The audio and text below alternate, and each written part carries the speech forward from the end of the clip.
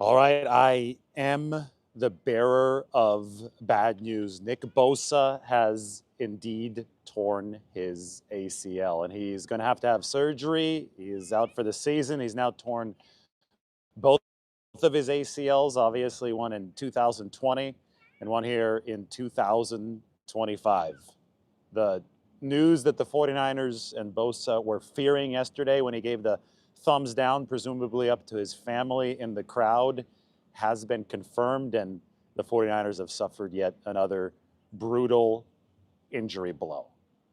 Nick Bosa, torn ACL for San Francisco, and the 49ers formula moving forward is going to have to rely on this resurgent young defense, which was so impressive even without Bosa yesterday, but also with elite offensive play. They're not at elite offensive play yet, but they're also missing a lot of guys who are scheduled to come back from injury. So somebody like Brandon Ayuk is going to be back for the 49ers at some point. George Kittle, maybe even sooner than Brandon Ayuk. Demarcus Robinson coming this week, and of course Brock Purdy.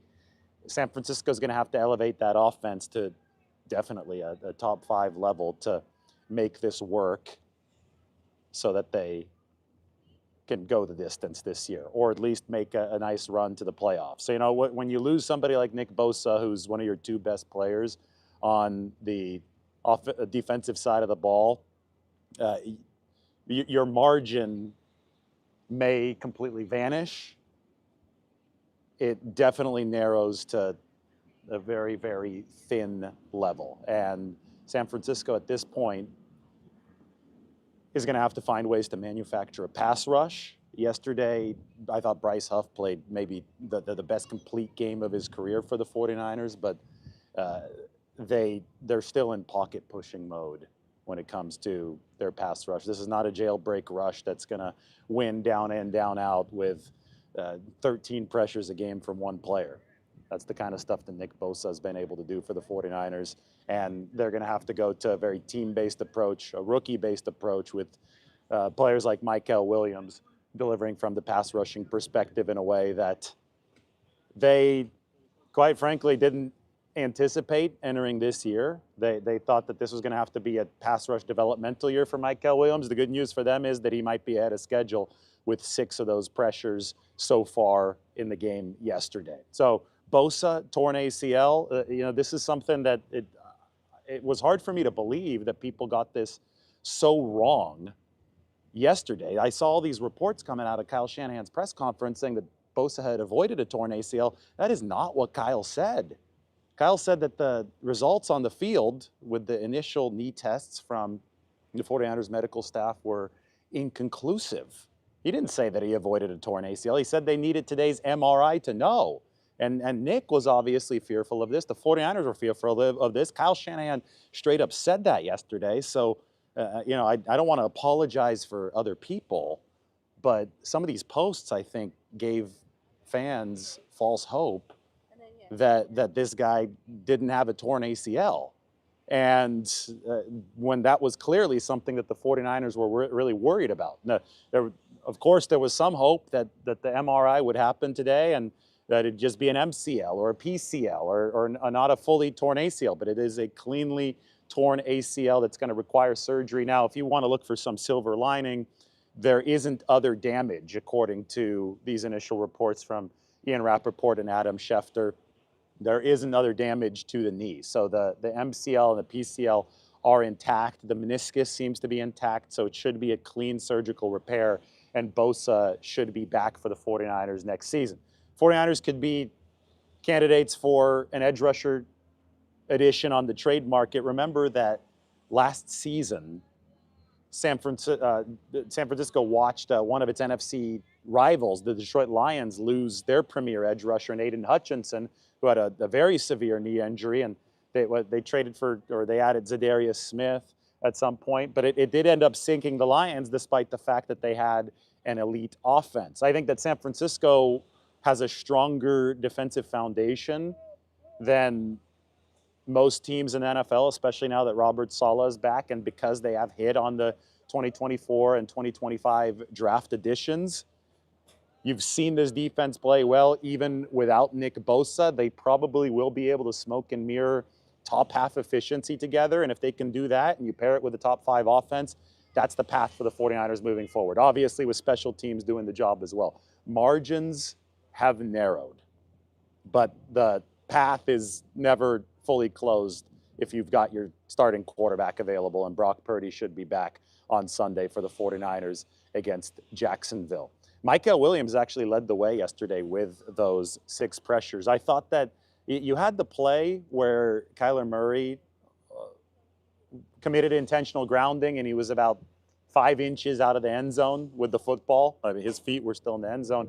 But on that play, you had 3 49ers rookies pressure him. You had C.J. West coming in from defensive tackle first, and Michael Williams and Alfred Collins. Of course, Michael's the only one who plays Bosa's edge rusher position, but the 49ers have been really, really versatile with their rush this year. I mean, before Bosa got hurt, we saw him rushing over tackle several times for San Francisco. Chris Kocurek had been scheming things up, a lot of game maneuvers up front. So the entire defensive line is going to have to pick up this slack. And, you know, I look at that moment where the 3 rookies, the 3 draftees got after Kyler Murray and almost forced a safety. I look at that moment and I say, well, the future is now. It's the kind of stuff that the 49ers are going to need. There's no way that this pass rush is going to be as good as it could be when Nick Bosa is healthy. But they're going to have to find a way to pick up as much slack as possible, use as many blitzes as possible, use Robert Saleh's ingenuity, Upton Stout coming in from the nickel blitz, find a way to manufacture that pressure in a way that doesn't compromise the back end, or at least shields the back end as much as possible to deliver. And that's all that you can do as an NFL team. That's all that San Francisco can muster at this point. So that's where the 49ers are. It's terrible news for them. Bosa is one of the best players in the NFL. I mean, he leads the league in pressures over the course of the past several seasons. And when you look at this sport, the 2 most important positions are obviously quarterback and pass rusher on the opposite side of the ball, because that can directly counteract the quarterback without having to bring extra rushers. But the 49ers are now going to have to bring extra rushers. Go back to 2020. Last time Robert Saleh was the defensive coordinator of this team before this 2025 season, he lost Bosa in week 2 against the New York Jets, MetLife Stadium. The blitz rate went up about 15% for the 49ers that year. And the blitz rate's already gone up about 12, 13% over where it was with Nick Sorensen, even higher on 3rd downs for the 49ers. It's probably going to have to go up a little further. But in 2020, the 49ers, even without Bosa, still posted the number 6 overall defensive efficiency. Now, I know they had a much more veteran-laden team, and this year they've got rookies. I just think they have a very interesting amount of moldable clay this year, to where you can't rule out a top 12 finish for this defense, because the rookies have already delivered some really promising signs for the 49ers. And the team speed that they're playing with on defense, combined with the way that Robert Saleh has been scheming things up, I think that there are a lot of indications that they can keep this defense afloat. I think yesterday was Exhibit A for the 49ers, because they played so well and limited Arizona so thoroughly, even after Bosa got hurt. So that's going to be the challenge for San Francisco moving forward. They have to find a way to make this work, keep it afloat to the level that the offense can swoop in and deliver elite production to pick up the rest of the slack. One thing that the 49ers had that was so rare this year, and they still have it at other levels, they still have it at linebacker, especially with Fred Warner, is you don't normally enjoy a youth infusion at the scale that the 49ers have established this year, while also having bona fide A-list veteran pillars guiding that youth infusion. So, when the Rams completely renovated their defense in 2023, 2024, it took a whole season for that defense to click, because they didn't have Aaron Donald anymore. They didn't have, their version of Nick Bosa on the team. So the rookies had to figure things out without the veteran guidance.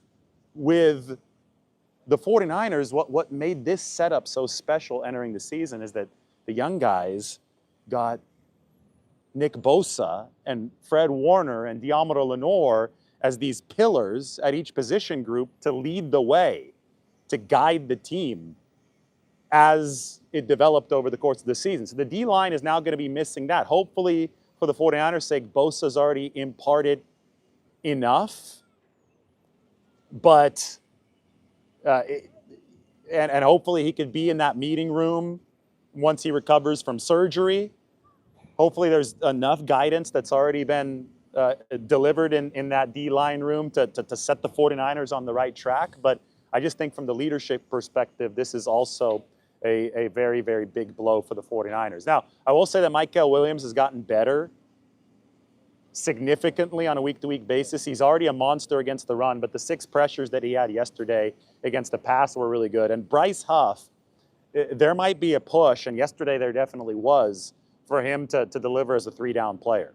You initially traded for Bryce Huff as a pass rush specialist, somebody that you'd only expect to be out there about 33% of the time.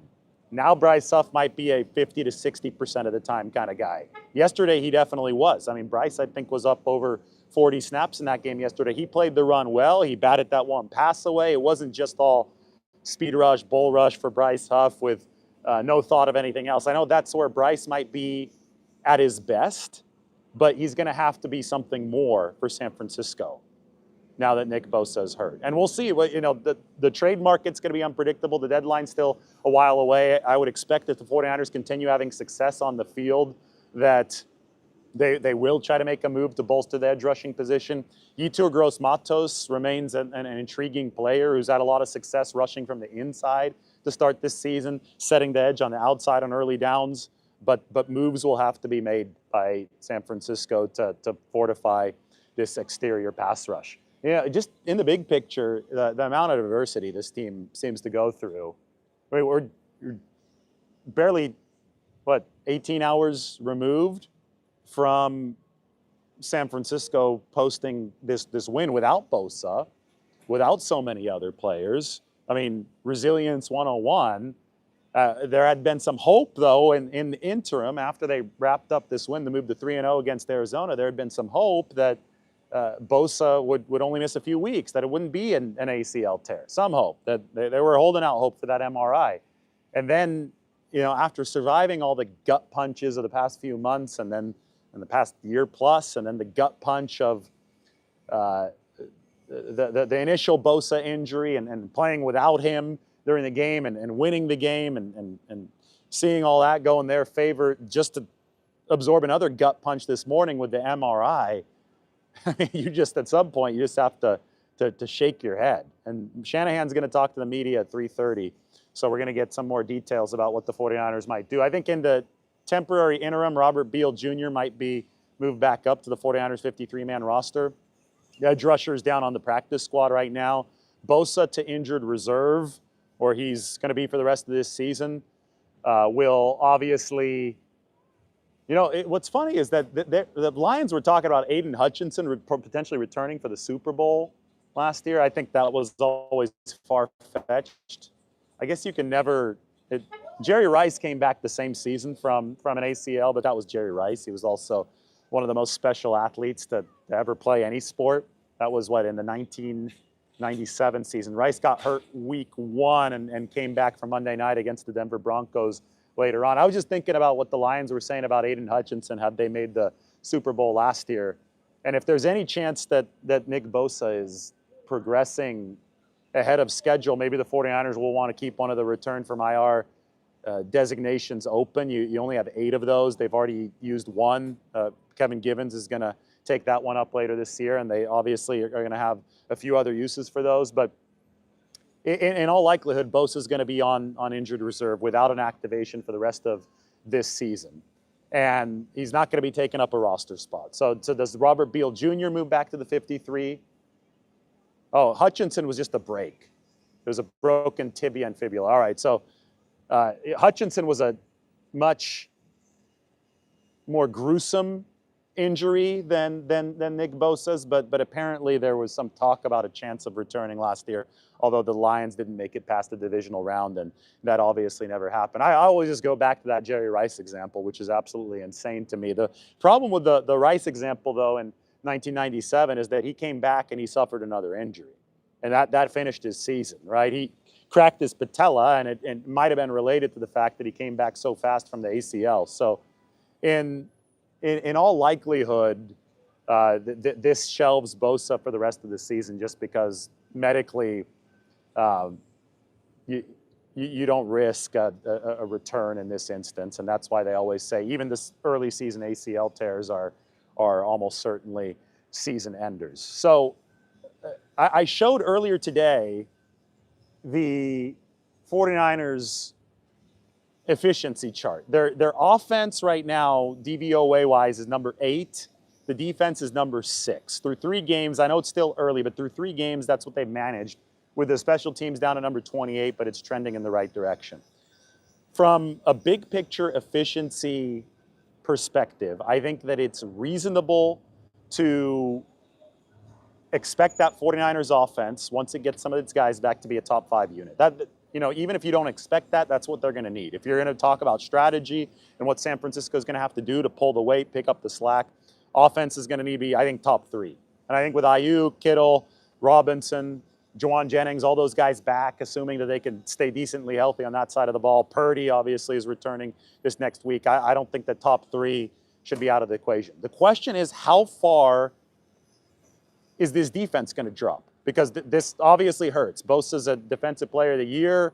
A couple of years ago, he was aiming for that again. It seemed that he was primed for a really big season here in 2025. So where exactly will this defense fall to?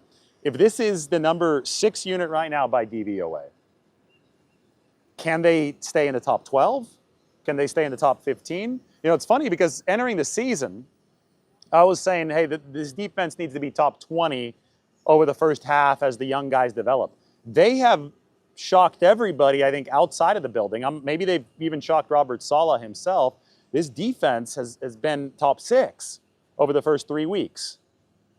So the acceptable pathway for the 49ers is wider than we thought that it would be, because the rookies have been outperforming, and Robert Saleh, I think, has even been outperforming some of our expectations as the defensive coordinator. So that, I think, it just gives the 49ers a little bit more to work with now as they do try to overcome this loss of Nick Bosa.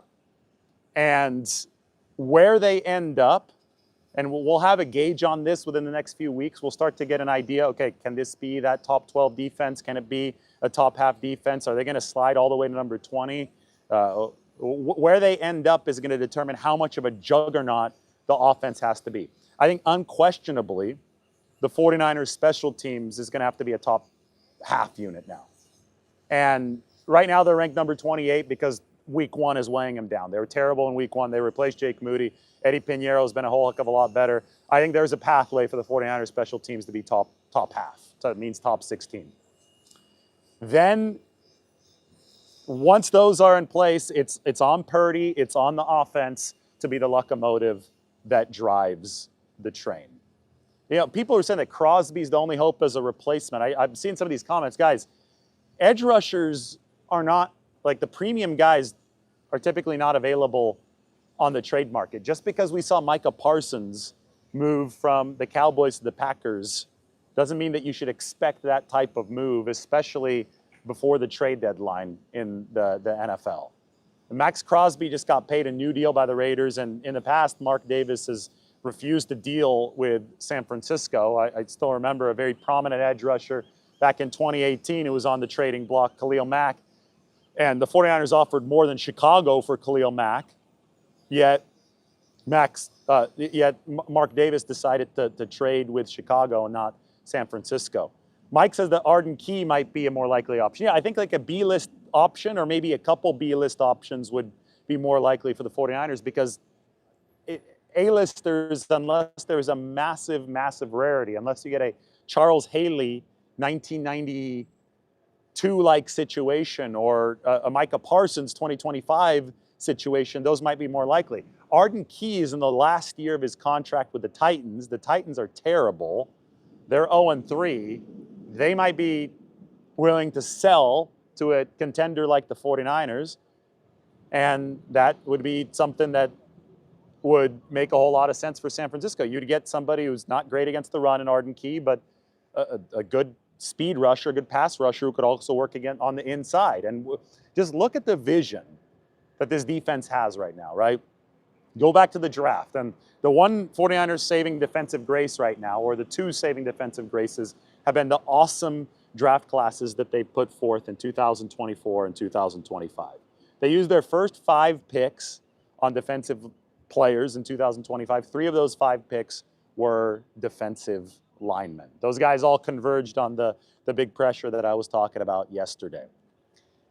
That defensive construction has allowed the 49ers to jettison a lot of older players. We saw it happen this offseason. Keep the A-listers, so it's Bosa along the defensive line, Fred Warner at linebacker, Lenore at safety. It's allowed them to infuse this defense with new youth. This is the fastest 49ers defense that we've seen, maybe ever, but definitely the fastest that we've seen in a long time. Both of their safeties run at slowest a 4.4. They're running a big nickel in Jair Brown. Like their third linebacker is now a former safety in Jair Brown, and he ran a 4.65, so that's really fast for a third linebacker position. Their linebacker 2 runs a 4.49. That's D. Winters. He's playing out of his mind right now. They've got young and hungry guys across essentially the entire secondary. They're very strong on the back end. You saw Upton Stout rip the ball away from Zay Jones yesterday. He led all defensive backs at the NFL Combine with 21 bench press reps, and Marquise Siegel also had a lot of bench press reps. He's starting at safety with his 4.3 speed. The defensive line is young and hungry. Okay, you get the point. The 49ers have built the rank and file of this defense through the past 2 drafts to support the foundational pillars of Bosa and the Predator, Fred Warner, at that linebacker position. If they didn't have that foundation that they've built around the A-list pillars, they'd be in massive trouble. Just last year, before this 2025 draft class came in, when Nick Bosa got hurt, the entire defense collapsed. Yesterday, you saw Nick Bosa get hurt. The defense didn't collapse, at least immediately.